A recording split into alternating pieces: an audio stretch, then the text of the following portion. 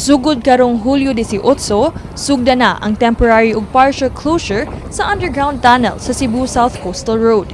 Kini subay sa 6 months repair and rehabilitation sa maong tunnel human makita ang mga cracks ug depektibong mga suga sulod niini.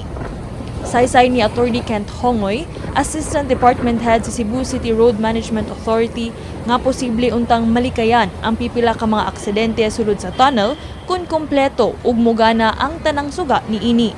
I think lang, because I think most of us here are drivers, it could have been prevented, or the person who bumped into that another vehicle has the last clear chance to avoid it if well lighted ang ato ang SRP tunnel. Kay one of the things nga ato ang i-consider gyud is especially if kana nga mga areas are the light system.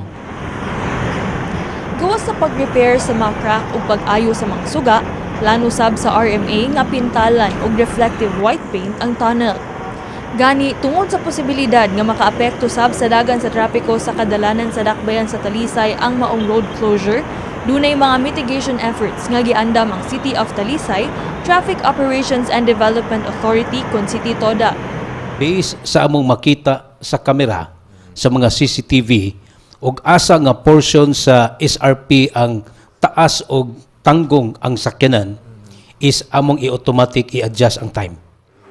Sa laing bahin, bisan pa man nga anaa pa ubos sa investigasyon sa City Council, ang questionableng pagpangolekta og parking fees matag Domingo sa Cebu Parking Management Authority kon SEPMA, nasayran nga sa niaging Domingo, Hunyo 30, dunay pipila ka mga parking attendants nga nangolekta duol sa simbahan sa Santo Niño. Gani giklaro ni Hongoy nga sa pagkakaron, ang angay nga sundon nga balaod mahitungod sa parking fee ang makita nga nakasuwat sa mga road signages. Presently, what will govern is your signages. So kung unsay naa sa signages, Monday to Saturday, that will prevail.